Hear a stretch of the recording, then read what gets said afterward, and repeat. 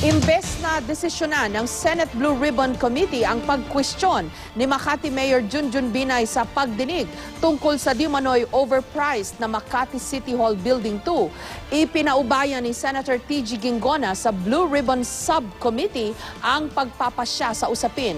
May report si Jamsi Santos. Taliwas sa hiling ni Makati Mayor Junjun Binay, hindi ipinatigil ng Senate Blue Ribbon Committee ang pagdinig ng subcommittee nito ukol sa Makati City Hall Building 2 at iba pang alegasyon ng katiwalian sa lungsod. Sa halip, ipinaubaya ni Blue Ribbon Committee Chairman Senador TG Ginggona III ang apela ni Binay sa subcommittee na nagbasura na sa naunang jurisdictional challenge ng alkalde. The letter request of Makati Mayor Junjun Binay is being treated as a motion for reconsideration. And therefore, we are returning it to the subcommittee for them to rule upon it. Because they have the power to rule on jurisdictional challenge as well as a motion for reconsideration. Base sa rules ng Senado, nasa subcommittee naman ang lahat ng kapangyarihan ng komite, liban sa kapangyarihang mag-cite for contempt at maglabas ng final committee report. Until the jurisdictional challenge is resolved by the subcommittee with finality, it is logical and proper that the hearings of Senate Resolution 826 be held in abeyance. Pero ang tanong daw ni Senador Nancy Binay, bakit hindi na lang pulungin ng Blue Ribbon Committee mismo para resolbahin ang jurisdictional challenge? Pag-aaralan muna namin kung anong basis ni Senator Ginggona na ibalik ulit sa subcommittee. Kasi diba siya naman ang nagsabi na yung ruling ng subcommittee can be appealed dun sa mother committee. So nagugulat lang ako bakit hindi na lang niya kinonvene yung mother committee para mapag-usapan namin yung issue nga ng jurisdictional challenge. Kune-question ni Mayor Binay ang kapangyarihan ng subcommittee para imbestigahan ang mga proyekto sa Makati dahil hindi na raw ito in aid of legislation at bias daw ang mga miyembro ng subcommittee. Nakabinbin pa ang kanyang hiling na ipatigil ang pagdinig, kaya sinuway ni Binay ang mga subpina para dumalo sa nakaraang dalawang pagdinig.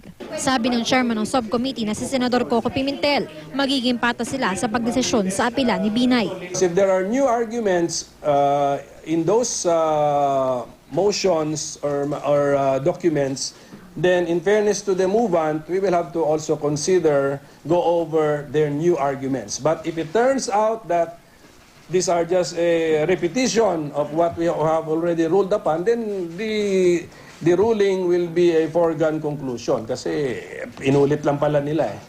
17 ang regular na kabilang sa buong Blue Ribbon Committee at 3 ang ex-officio members. Pero dapat may quorum para makapagdesisyon ang komite. Kailangan lang naroon ng chairman at kahit isang miyembro upang magkaroon ng quorum.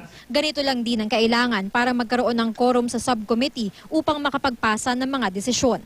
Pinagpapaliwanag ng Senate Blue Ribbon Subcommittee sina Makati Mayor Junjun Binay at iba pang sumuway sa sabina kung bakit hindi sila dapat i-cite for contempt ng Senado. Kung hindi sila makapagpasa ng sagot sa show cause order bukas o kung hindi maging katanggap-tanggap ang kanilang sagot, ay maaari silang patawan ng parusa ng Senado. Pwede ngang censure, warning, or ano pa ba? Or yun, warrant of arrest. Pwede gano'n. So you're not entertaining it? Wala pa po. We have to look at their explanation. Pero tanging ang main Blue Ribbon Committee lang at hindi ang subcommittee ang maaaring mag-utos ng pag-aresto. Umaasa si Pimentel na dadalo si Binay at ang mga opisyal ng Makati sa pagpapatuloy ng pagdinig bukas. Imbitado rin ng mga opisyal ng kontraktor sa Makati City Hall Building 2 na Hillmarks Construction Corporation.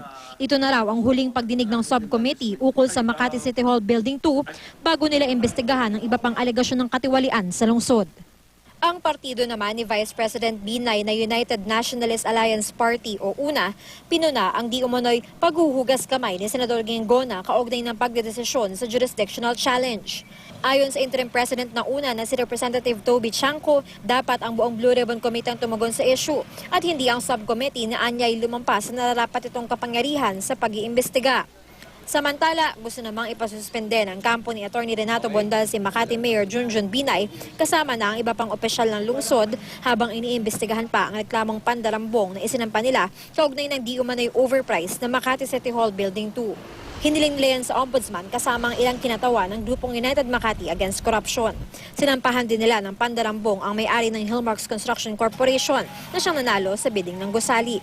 Wala pang tugon ang kampo ni Binay at ang Hillmarks kaugnay nito. Jam Cesante, GMA News.